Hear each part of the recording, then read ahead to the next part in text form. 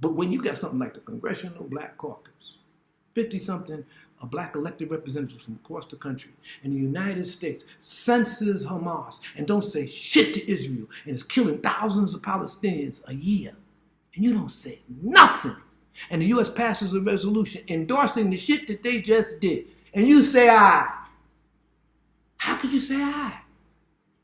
How could you, a person of color, coming from people that was oppressed, that have been in solidarity with these people since the turn of the century, say aye? How? Because the motherfuckers in AIPAC got your back.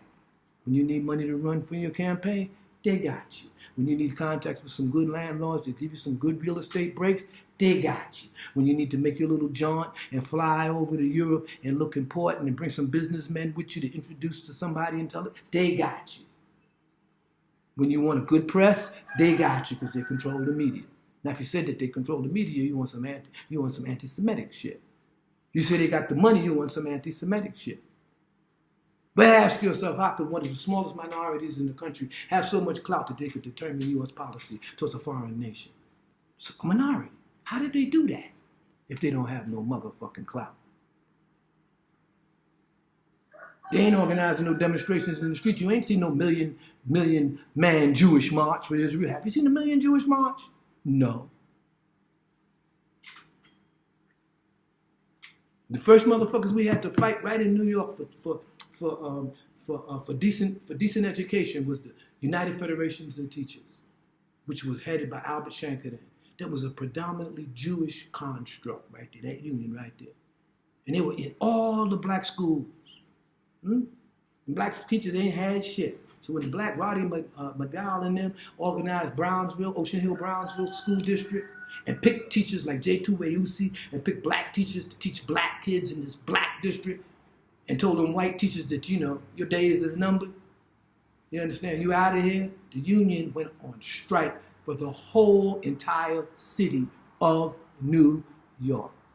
Every kid in New York couldn't go to school. Not just the black kids in Oceanhill Brownsville. We practiced said, well, if we can't teach it in a black district the way we want to teach and the way the union wants, we ain't going to teach nowhere. What if black folks said some shit like that? The whole city of New York now, over a beef in Oceanhill Brownsville, a predominantly black neighborhood, they wanted black kids to learn about themselves and have black teachers. Because these white teachers were telling them, well, you ain't going to be shit. Or, you know, you might as well get a job, you know, ironing clothes. This is the type of inspiration they was getting. They wasn't doing their job as teachers. So we want teachers that care about our kids that will do their job. And you motherfuckers closed down the entire school system because that's what we want. Now, check that shit out.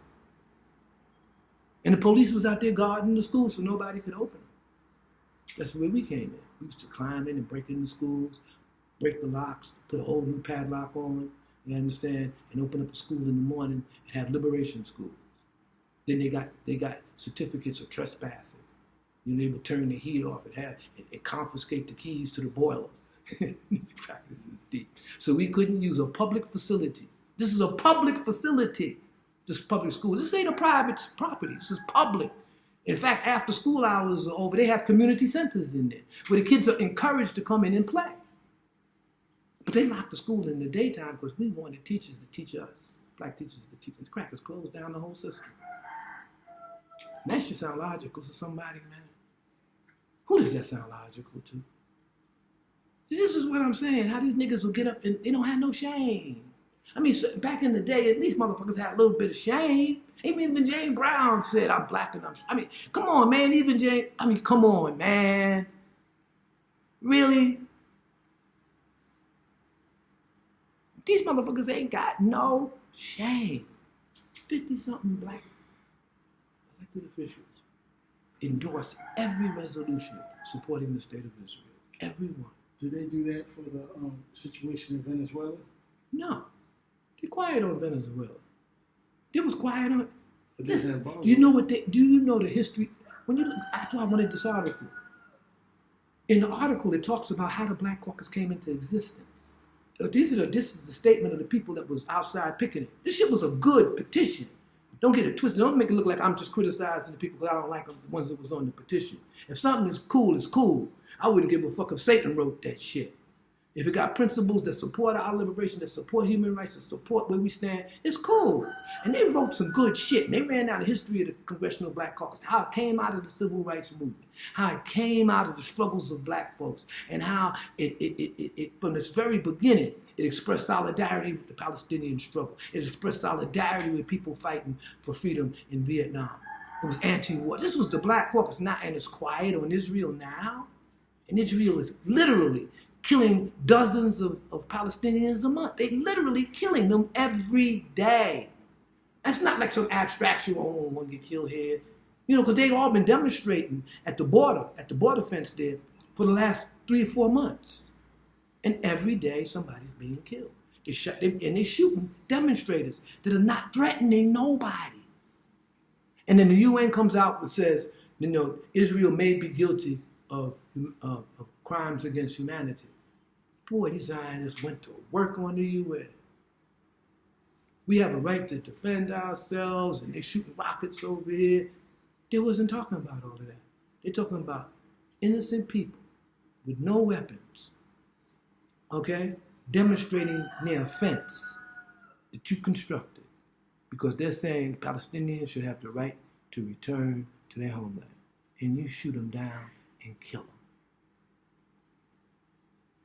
What is that? And you remember the video they had where the snipers were laughing when they shot this guy? They had a video, and somebody released it, like that WikiLeaks shit. And it was the sniper. They were talking about this one kid that was running up and down with the flag. And the dude said, look at this one, look at this one. I'm gonna get this little piece of shit. And this is the sniper. He aims, and you can hear the spotter is saying, okay, 300 meters, okay, looks good.